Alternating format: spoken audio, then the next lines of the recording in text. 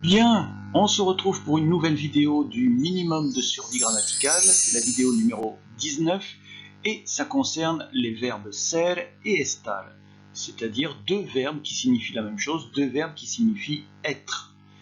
Et autant vous dire que c'est la star des règles de grammaire en espagnol et qu'il faut bien la connaître et qu'il faut bien la maîtriser. Alors voilà le plan de la vidéo. Normalement, il doit y avoir un chapitrage dans la description au-dessous de la vidéo, si ça fonctionne. Mais en attendant, on va commencer par voir ce que c'est que le verbe être en espagnol. On va voir les règles générales sur ser et estar.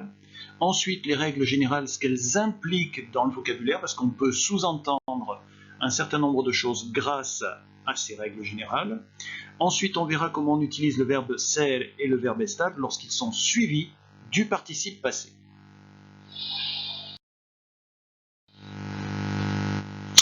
Alors, le verbe être en espagnol, c'est assez particulier. Pourquoi? Eh bien, le verbe être, tout le monde comprend ce que ça veut dire. Le problème, c'est que le verbe être en français, signifie une seule chose, et en espagnol, le verbe être, eh bien, il y en a deux. C'est-à-dire que les Espagnols ont pris le verbe être et l'ont séparé en deux parties. Une partie de ce que le verbe être signifie en français va être dit par le verbe ser, et une partie de ce que le verbe être signifie en français va être dit par le verbe estar. Je sais, c'est difficile, ça n'est pas forcément évident au premier abord à comprendre. C'est pour ça que j'ai donné une forme de doliprane à ce schéma, parce que ça peut être un peu prise de tête. Donc, en espagnol, pour résumer, vous avez deux verbes être en espagnol qui ont deux sens différents. On a pris le sens du verbe être français et on l'a séparé en deux parties. Je vous donne ici les conjugaisons au présent d'indicatif parce que, bien entendu, c'est un verbe irrégulier. Ça serait trop facile sinon.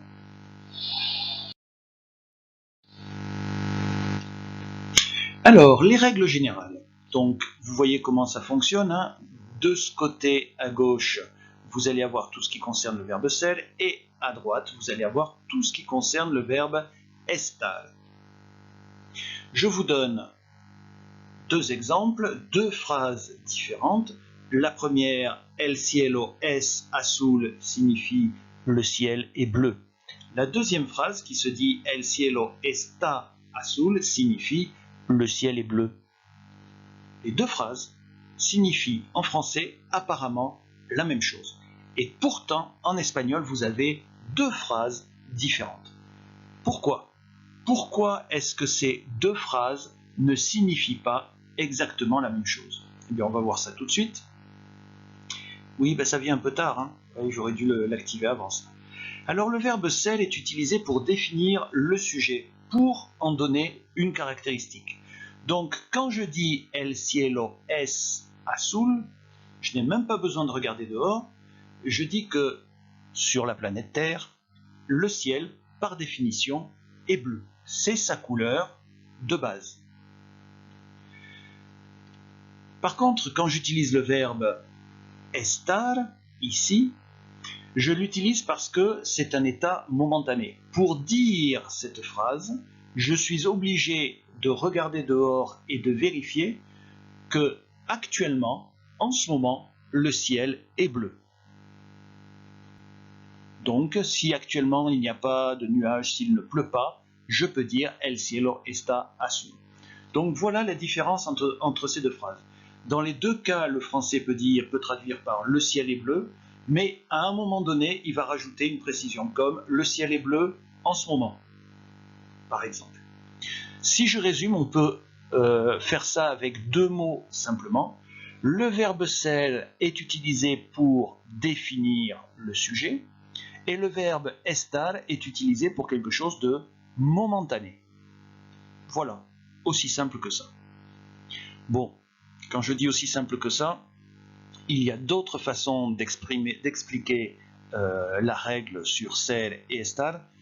Je trouve que ce sont des façons qui sont plus précises, c'est vrai, mais qui sont aussi beaucoup plus compliquées à mettre en œuvre. Ça, C'est simple, si vous l'appliquez dans tous les cas, ça fonctionnera. Ah oui, c'est pas fini, ça serait trop simple. Il y a encore d'autres utilisations du verbe ser et du verbe estar. Par exemple, dans la phrase es el profesor, que je vais traduire en français par c'est le professeur. Eh bien ici, je dois mettre le verbe ser parce que mon verbe être est suivi d'un déterminant et d'un nom. Enfin, mon verbe être est suivi d'un déterminant et d'un nom. Et quand vous avez cette construction-là, il n'y a pas à réfléchir, vous êtes obligé d'utiliser le verbe ser. Cette construction vous oblige à utiliser le verbe ser. Vous n'avez même pas à réfléchir. Bon, si on réfléchit un petit peu quand même, on se rend compte que cette phrase-là, ça revient à définir le sujet. Mais le fait de passer par la construction, ça vous évite de réfléchir, vous appliquez. Donc chaque fois que vous avez un déterminant plus un nom, vous ne réfléchissez pas, vous devez mettre le verbe ser. Alors de l'autre côté, qu'est-ce qu'on a? Alors, está en el colegio, il est dans le collège. Ici, j'ai employé le verbe estar. Pourquoi? Eh bien parce que ici, j'utilise le verbe estar pour dire le lieu où se trouve le sujet. Alors par contre là, quand vous pouvez appliquer cette règle-là, vous devez l'appliquer. Là, il ne faut pas vous poser la question de savoir si c'est momentané ou pas. Ça n'a rien à voir. Quand on dit le lieu où se trouve le sujet, on utilise le verbe estar. Le fait que ce soit momentané ou définitif, ça n'a aucun rapport ici. Petite astuce, quand vous pouvez remplacer le verbe être par se trouver ou se situer, ne réfléchissez pas. Mettez le verbe estar. Ici, vous pouvez dire il se trouve dans le collège, il se situe dans le collège. Ça fonctionne. Vous mettez le verbe estar. C'est une très bonne astuce. Que je résume comme ça, le verbe estar est utilisé pour dire le lieu où se trouve le sujet. Donc là, vous avez un résumé des deuxièmes règles générales sur le verbe ser et le verbe estar. Alors maintenant, je vais vous présenter un tableau récapitulatif de ces règles-là, parce qu'en fait, c'est assez simple, vous avez 4 choses à savoir. C'est tout. Chez certains professeurs de la concurrence, vous avez jusqu'à 2 pages, 3 pages complètes de tableaux sur l'utilisation du verbe ser et du verbe estar. Là, ça tient en 4 phrases. Donc, ça me semble plus facile à apprendre et à utiliser. Donc, le verbe ser est utilisé 1 pour définir, 2 lorsque le verbe être est suivi d'un déterminant et d'un nom. Le verbe estar est utilisé, règle numéro 3, pour un état momentané, ou règle numéro 4, pour dire le lieu où se trouve le sujet. Aussi simple que ça. Par contre, vous avez 2 règles prioritaires, la 2 et la 4, que j'ai rajoutées ici. Ces 2 règles-là sont prioritaires. Pour résumer, si vous pouvez appliquer une règle prioritaire, vous devez l'appliquer. C'est une obligation. Et en même temps, ça vous permet de faire le tri et d'éviter d'avoir à réfléchir. Parce que des fois, réfléchir, c'est pas facile. Là, je vous facilite le travail. Donc là, vous avez un résumé des règles générales sur l'utilisation de ser et de estar. Ça vaudrait presque une capture d'écran, parce que c'est vraiment un résumé simple, mais à mon avis assez efficace. Oui, alors là, normalement, vous seriez en classe, je vous obligerai à copier ça. C'est ou copier ou la capture d'écran, vous choisissez. Alors, ces 4 règles qu'on vient de voir ont des implications. On peut sous-entendre des choses à partir de ces 4 règles. Exemple. Voilà un monsieur fort sympathique, et ce monsieur est invité chez quelqu'un qui lui fait un repas typiquement espagnol, bouffe pas vraiment, des spaghettis, et ce personnage-là veut faire des compliments au cuisinier ou à la cuisinière. Et il lui dit « Los espaguetis son buenos », ce qu'on va traduire par « les spaghettis sont bons ». Et il croit faire un compliment au cuisinier ou à la cuisinière, alors que pas du tout. Là, il a utilisé le verbe ser, donc il a défini le sujet. Ça veut dire que par définition, les spaghettis, c'est bon. Par contre, ceux-là, qui sont devant moi, que je suis en train de manger, qui sont à la sauce camembert, guacamole, roquefort, c'est pas terrible. Donc, il n'a pas fait de compliment. Si vous voulez faire un compliment, vous allez être obligé d'utiliser le verbe estar. Los espaguetis están buenos. Parce que ça veut dire que ces spaghettis que j'ai là momentanément devant moi, ceux-là sont bons. Ensuite, certains adjectifs peuvent changer de sens selon le verbe être qui se trouve devant. Par exemple, orgulloso, précédé de estar, veut dire fier. El personaje está orgulloso, ce qui est plutôt quelque chose de positif. Par contre, si vous dites de ce personnage-là, el personaje es orgulloso, c'est négatif. Ça ne veut plus dire fier, ça veut dire orgueilleux. Il se la joue, il ramène trop, il se la ramène, etc., etc. Il est orgueilleux. Avec estar, ça veut dire fier, valeur positive. Avec ser, ça veut dire orgueilleux, valeur négative. On va rester dans le négatif. Bon, alors, si cet homme-là est en train de parler de quelqu'un d'autre et il le critique, il peut dire deux choses. El personaje es idiota et il peut dire également el personaje está idiota.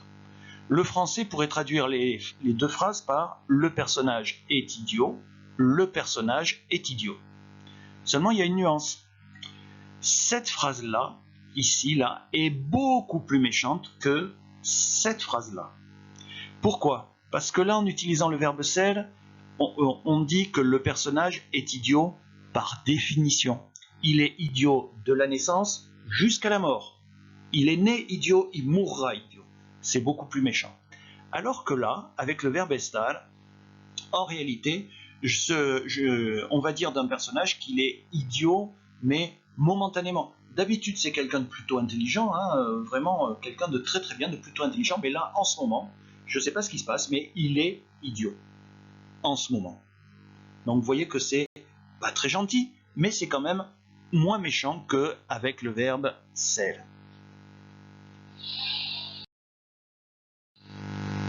Alors là, en classe, normalement, je fais faire cet exercice-là. Il faut écrire sur le cahier, choisir le verbe ser et estar, et surtout, il faut conjuguer à la bonne personne et justifier en utilisant la bonne règle, en mettant le numéro de la règle, 1, 2, 3, 4. Donc, vous pouvez le faire si vous voulez, si vous êtes à la maison, vous pouvez le faire sur une feuille de papier, et vous notez le verbe être ici, ser ou estar, et il faut mettre le numéro de règle que vous avez utilisé. J'ai été gentil, là, il n'y a que des troisièmes personnes du singulier ou du pluriel à utiliser, c'est-à-dire ça. Vous avez ces 4 solutions à mettre, c'est tout. Si vous voulez faire l'exercice, vous faites pause maintenant parce que je vais donner la solution tout de suite après. Voilà, ça donnerait ça. Alors très rapidement, je ne vais pas m'attarder sur les verbes ser ou estar qui ont été choisis, mais ici, vous avez le verbe ser qui a été choisi, règle numéro 1, tout simplement parce qu'on définit le sujet. Ici, au contraire, on a utilisé la règle 3 parce que c'est quelque chose de momentané. Là, le verbe être est suivi d'un article et d'un nom. Je suis obligé d'utiliser le verbe ser, règle numéro 2. Ici, j'ai utilisé la règle numéro 4. J'étais obligé d'utiliser la règle numéro 4 parce que je peux remplacer le verbe être par se trouver. Le collège se trouve à Piégut. Là, j'ai utilisé la règle 4 et la règle 3. Règle 4 parce que je peux remplacer par le verbe se trouver. Règle 3 parce que c'est quelque chose de momentané. Là, en Piégut, el colegio es reciente. À Piégut, le collège est récent. Règle numéro 1, tout simplement parce que je définis le sujet, c'est-à-dire le collège. J'ai bien précisé ici aujourd'hui, donc vous utilisez le verbe estar, c'est un état momentané. Les élèves sont des garçons. Ici, j'ai utilisé le verbe ser, tout simplement parce que tout simplement parce que c'est un piège, j'allais oublier. Tout simplement parce qu'il y a un verbe être suivi d'un article et d'un nom. Sauf que, en espagnol, il n'y a pas de traduction pour l'article des, pour l'article indéfini pluriel. En français, on dit les élèves sont des garçons.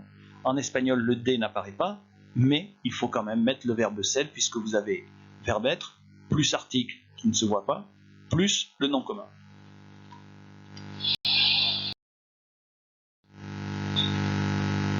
Alors maintenant, on a une deuxième série de règles.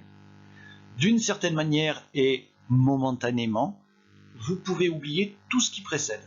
Ce qu'on va voir maintenant n'a plus rien à voir avec les règles précédentes. Ce qui veut dire que quand vous regardez, quand vous devez utiliser le verbe ser ou le verbe estar, vous devez regarder s'ils sont suivis ou non d'un participe passé. Si le verbe ser ou le verbe estar n'est pas suivi d'un participe passé, vous n'appliquez pas les règles qui vont apparaître là. Si votre verbe ser ou estar sont suivis d'un participe passé, vous devez appliquer les règles qui vont apparaître ici et ne oubliez momentanément les règles précédentes. Alors, règle numéro 5, le verbe ser est utilisé lorsqu'il y a une action. Le verbe estar, règle numéro 6, est utilisé lorsqu'il n'y a pas d'action.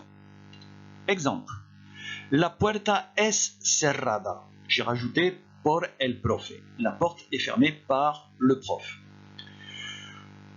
Je pourrais même me dispenser de mettre ça, mais dans ce cas-là, si je dis que la porte est fermée par le prof, il y a une action.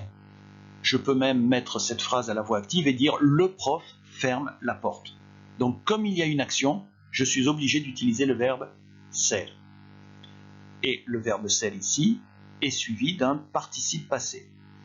Terminaison en ado ou ido pour les verbes réguliers, éventuellement en ada, ida au féminin, et vous pouvez avoir aussi du pluriel, ados, idos, et féminin pluriel, hadas, idas. Donc attention à ça. Ensuite, l'exemple pour le verbe estar.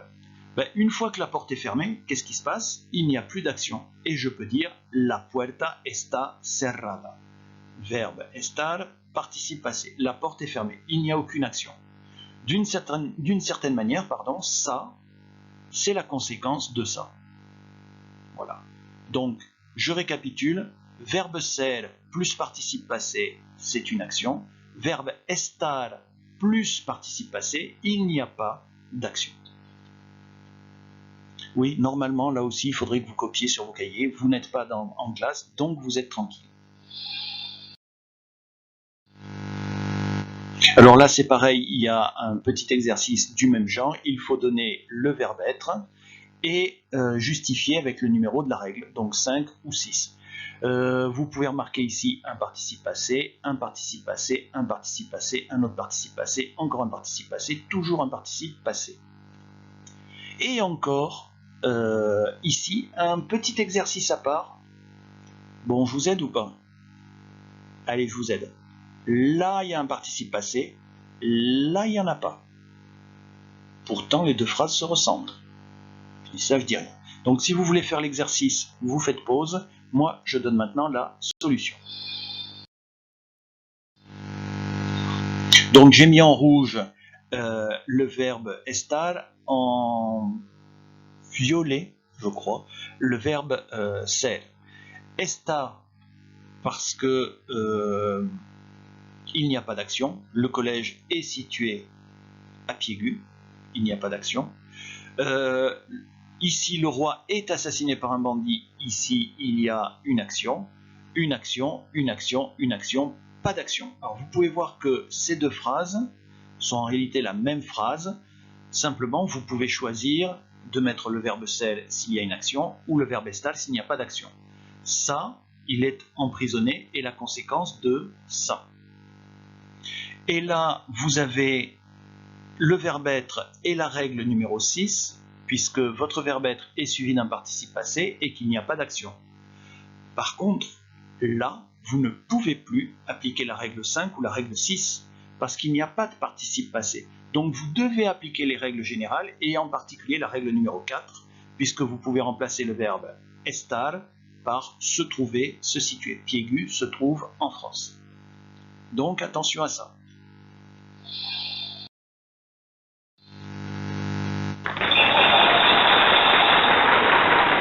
Merci, je sais, c'est beaucoup d'émotions. Donc la leçon est finie. Elle est très importante. Pensez à bien utiliser ce verbe ser et ce verbe estar. Bon courage et on se retrouve pour la prochaine vidéo.